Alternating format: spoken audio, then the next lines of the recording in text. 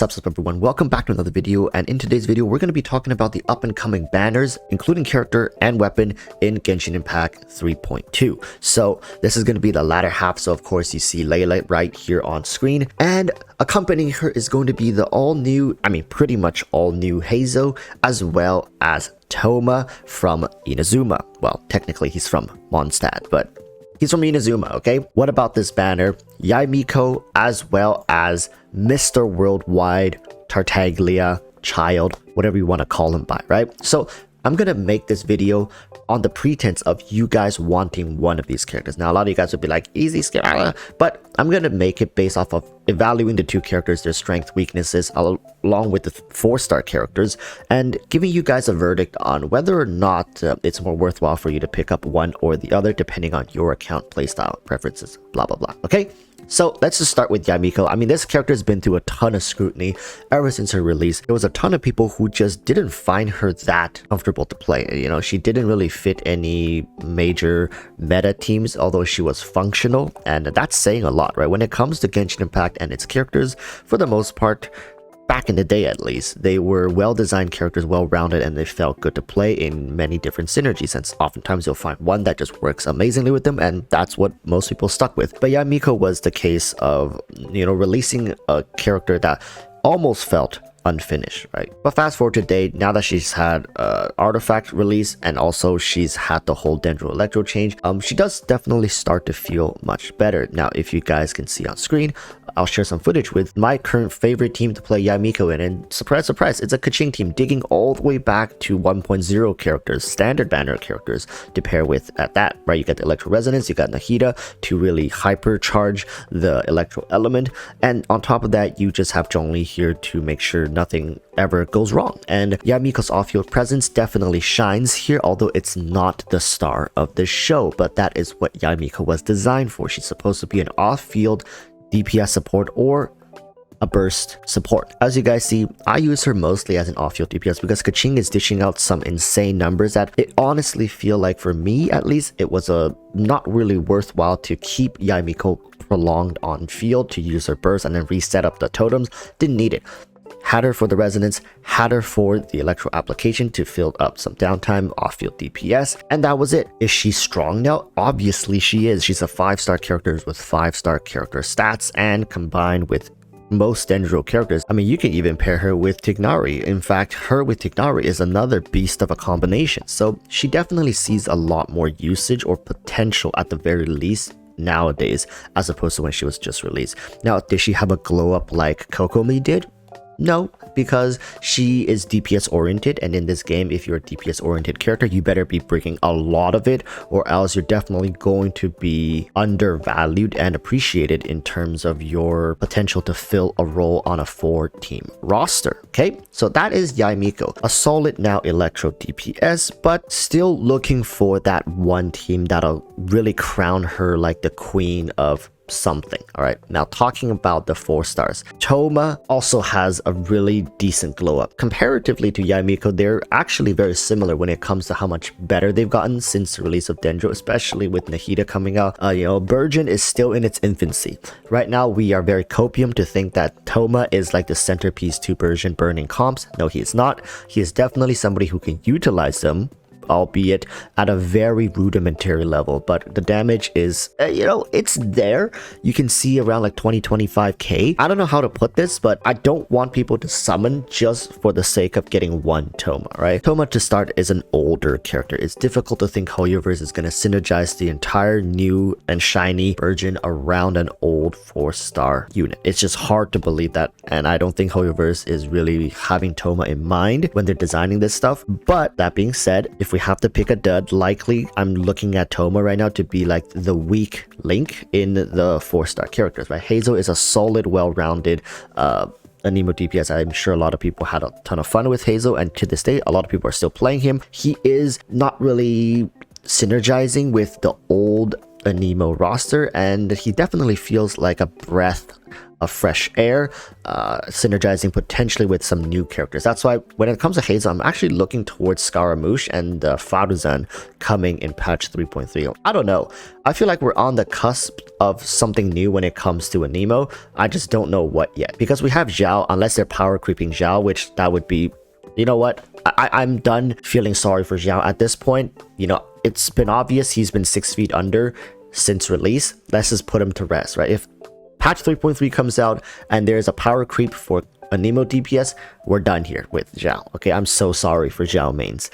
Anyways, back to topic. Let's talk about Layla. Right, here's the thing with Layla. Right now, she's the big question mark of these banners because she's a new character and she definitely feels like a somewhat of a utility power creep. Depending on how much damage or crowd application she can apply off field, there could be potential here. Right, she could deal decent damage with decent crowd application while also giving you a shield. That is like pretty damn good. That's pretty high value. But of course, being a 4-star character, people are going to be wondering about what about the constellation. So do I need to get C1, C2, or C4, C6? Where is it going to be at? So that's going to be the thing to look out for. Overall, it's a situational banner. This isn't one of those banners like, oh my god, amazing, jump on it right now. Definitely situational, all centered around the 5 stars. The 4 stars are okay, pretty good in some cases. Like Hazel is a pretty decent 4-star carry if you are newer to the game. He probably likely will be one of the strongest 4-star DPS you can pick up right now, right? So that's the Yae Miko banner. Tartaglia banner thankfully has the same 4 stars, so we're not going to talk about them. Let's talk about Tartaglia. Now this man, Mr. Worldwide, truly Mr. Worldwide, because ever since his release back in 1.1, I believe, he's been synergizing extremely well with all characters that's been, you know, able to synergize with them. Up until this point, he's still incredibly strong. Like with Dendro coming out, he's a Hydro unit, and also with Elemental Mastery. You guys know there used to be this build where you stack Elemental Mastery on Tartaglia and he would just like one-shot anything with his ult, like Vaporize. So that has just gotten way better. He can be played legitimately as a nuker. He can be played legitimately as an on-field driver. He can be played as a reaction support DPS. The man just does everything, right? Mr. Worldwide truly lives up to his name. He is a jack of all trades. I mean, is he a jack or like a king of all trades? He's extremely good. I would say he is likely one of the most versatile characters. If we were to say, if there's a character that doesn't get talked about enough and appreciated for what they do in the game, it's gonna be Tartaglia for me. Like, we talk about Hu Tao, we talk about Ganyu, we talk about Ayaka, but nobody really talks about Tartaglia. This man is absolutely cracked. Like, he is really good. Between him and Yae Miko, he's the obvious choice if you're gonna pick up a character. Now, the thing people definitely have with Tartaglia is how weird his elemental skill feels, but it takes some time to getting used to playing around the limiting CV that you get to use with. Like, usually it's about like 8 to 10 seconds max. You don't want to go over that, but that is more than enough to dish out enough damage to get the job done. And especially when he can be flexed into like 3 different roles in the game at a very high efficiency as well. It's hard to argue that Tartaglia isn't the shining star between Yae Miko and him. So that's going to be Tartaglia. Don't want to spend too much time on the characters because I'm sure you guys know a lot about Tartaglia. At this point, I'm sure some people are slowly creeping their way to C6 with this guy since his first ban. This is like what, his 4th rerun. So you'll get there, and once you get him to C6, yeah, you do lose out on a little bit of potential due to his C4. It's wacky, okay, it's wacky, but definitely not really worth it to to dump money for. Slowly work your way to it. Now, let's move on to the weapon banner. Now, this is going to be the thing that ties it all together. Pretty solid weapon banner. This bow is pretty good, and this Kaguya Verity is I've been doing a lot of research and talking to a lot of different people, and the consensus is that they want Kaguya Verity for their Nahida. Now, I do have Nahida's signature weapon, so this weapon is definitely much less alluring to me. In fact, I don't think I'll be pulling on this weapon banner because I already have the bow and I don't really need any refinements on it. The 4-star weapons are decent, but I see the bell, which I know it's like a freaking walrus magnet at this point. I'm just going to be pulling dupes and dupes and dupes of this thing. So likely not going to even be going for the 4 stars. I have most of these 4-star weapons at refinement 5, but for you free to plays, all right, for free to plays, here's the thing. Take a look at patch 3.3. Are you going to be pulling for Scaramouche? Are you going to be pulling for Faruzan? What about Dehya? Because Dehya's likely right around the corner, and I'll hide them. If out of these 4 characters, you want none of them.